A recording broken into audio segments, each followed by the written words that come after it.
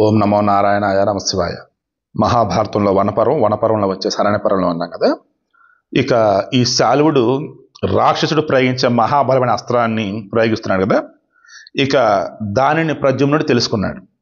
ఇది రాక్షసుడు ప్రయోగించే మహాబలమైన అస్త్రమని, మధ్యలో ఉన్న బ్రహ్మాస్త్రంతో దాన్ని ఛేదించి ఇతర బాణాలను కూడా శాల్వునిపై వదిలేడు మన ప్రద్యుమ్నుడు. శత్రువుల రక్తాన్ని తాగే ఆ బాణాలు అతని అస్త్రాన్ని నాశనం చేసి శిరస్సుపై, తలపై, వక్షస్థలం పైన, చెస్ట్ దాని మీద, ముఖం మీద దెబ్బతీసాయి. దానితో స్పృహ దెబ్బ పడిపోయాడు. తల, ఛాతి అండ్ ఫేస్ మొత్తం కూడా గట్టి కొట్టేసి ఆ బాణాలన్నీ. ఎవరికి? శాల్వుడికి. ఇక శాల్వుడు స్పృహ పడిపోయాడు.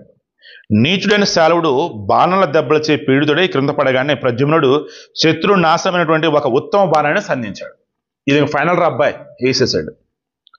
యాదవ వీరులందరిచే పూజింపబడి సర్పం యొక్క విషంతోనూ అగ్ని జ్వాలతోనూ సమంగా ప్రకాశిస్తూ నారికి సంధింపడి ఆ బాణాన్ని చూసి అంతరిక్షమంతా ఆహాకారాలు చేసింది. రెండు రకం చెప్పాలంటే ఇంక అది భయంకరమైనటువంటి విషం పూసిన బాణంలాగా అనుకోవచ్చు. అప్పుడు ఇంద్రుడు కుబేరునితో సహా దేవగణాలను కూడా నారదుని పంపించారు. మనోవేగంగల వాయువును కూడా పంపారు. వారిరువురు రుక్మిణి నందనుడు ప్రద్యుమ్నుని సమీపించి దేవతల మాటను చెప్పారు. వీరా, ఈ శాల్వరాజును నీవు ఏ విధంగానూ చంపడానికి వీలు లేదు. నువ్వు శాల్వుని చంపకూడదా బాబు, నువ్వు చంపకో. నువ్వు వెంటనే మళ్ళీ బాణాన్ని ఉపసంహరించు, ఆ వేసిన ఉపసంహరించు. ఇతడు యుద్ధంలో నీచే చంపదగిన వాడు కాదు. ఆ బాణం ప్రయోగిస్తే యుద్ధరంగంలో చావని వాడు ఎవడు ఉండడు. నువ్వు ప్రయోగిస్తే ఎవడైనా చావాల్సిందే, కానీ ఆ శాల్వుడు నువ్వుగా చంపాల్సింది. బ్రహ్మచేత దేవకి నందనుడి శ్రీకృష్ణుడి ద్వారా యుద్ధంలో ఇతనికి మరణం సంకల్పింపబడింది. అది అసత్యం కాకూడదు. బ్రహ్మాలుడు వరం ఇచ్చాడయ్యా, శ్రీకృష్ణుడి వల్లే చస్తాడని చెప్పేసి. సో వద్దు, నువ్వు ఆ బాణం ఉపసంహరించేసాయి.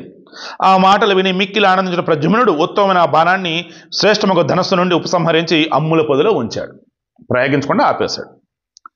ఆ తర్వాత శాల్వుడు లేచి ప్రద్యుమ్నుడి బాణాలచే పీడింపబడి మిక్కిలి దుఃఖిస్తున్న మనసుతో సైన్యంతో పాటు త్వరగా యుద్ధరంగం నుండి నిష్క్రమించాడు.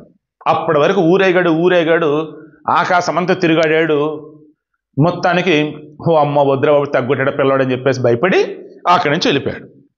క్రూరుడైనటువంటి ఆ శాల్వుడు వృష్ణు సైనికులచే హింసింపబడి ద్వారకను విడిచి శోభ విమానాన్ని ఎక్కి అంతరిక్షానికి వెళ్ళిపోయాడు. మరి వాడు చనిపోవాల్సింది శ్రీకృష్ణుడి చేతిలో కదా. మరి శ్రీకృష్ణుడు శాల్వుడి మధ్య యుద్ధం ఎలా ఏంటి రేపు డిస్కస్ చేద్దాం.